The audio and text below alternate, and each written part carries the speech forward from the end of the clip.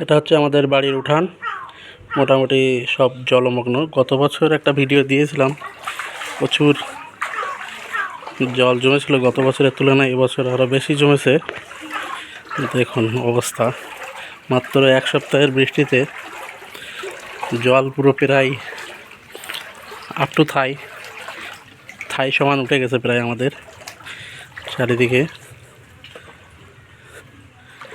এদিকে এই অবস্থা, এই সব জল আর জল, রাস্তার উপরে পুরো এই অবস্থা। এক কাকা আসতেছে, কাকা তো এখন উঁচু জায়গায় আছে, একটু নিচু জায়গায় হলে কতটা জল সেটা বোঝাই যাচ্ছে।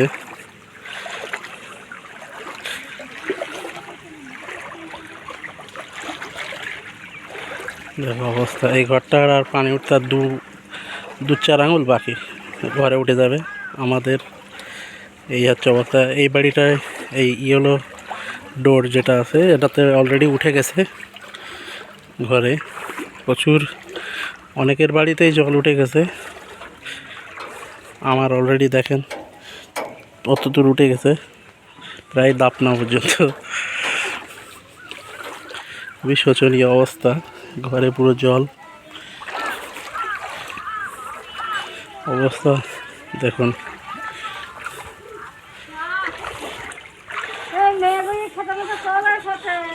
ঘরে জল।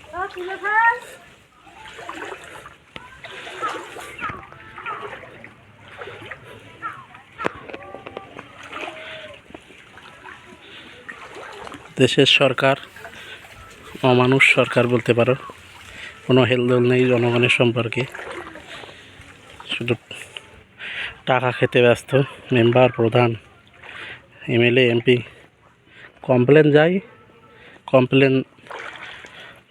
কমপ্লেন যাওয়ার কিছুক্ষণ পরে বিডিও অফিসাররা আসে, এসডিও বিডিও যাই আসুক, তার কিছুক্ষণ পরে আমাদের এদিকে সবাই এই হচ্ছে ঘের, দেখতে পাচ্ছ সব এগুলো ফিশিং, সব জলকার করে রেখেছে হাইব্রিডের, কেউ সাদা মাছের। টোটালি জল সরার কোনো প্রকল্প, কোনো অবস্থা, কোনো ব্যবস্থা নেই, যার কারণে এই অবস্থা। চারিদিকে জল আর জল, জল টোটালি সরে না। এই জল সরবে সেই অলমোস্ট অক্টোবর নভেম্বরে, শীতের সময়, তার আগে সরবেই না। পুরো ঠান্ডার সময় গিয়ে তাই জল কমে, মানে পুরো সব মানে স্ট্যাগন্যান্ট ওয়াটারের মতো একদম আবদ্ধ হয়ে গেছে, লেগুন কন্ডিশন। আমরা এখন লেগুনে বাস করছি বললেও ভুল হবে না। টাইম কলের গলা পর্যন্ত জল উঠে গেছে। This is the situation of my locality.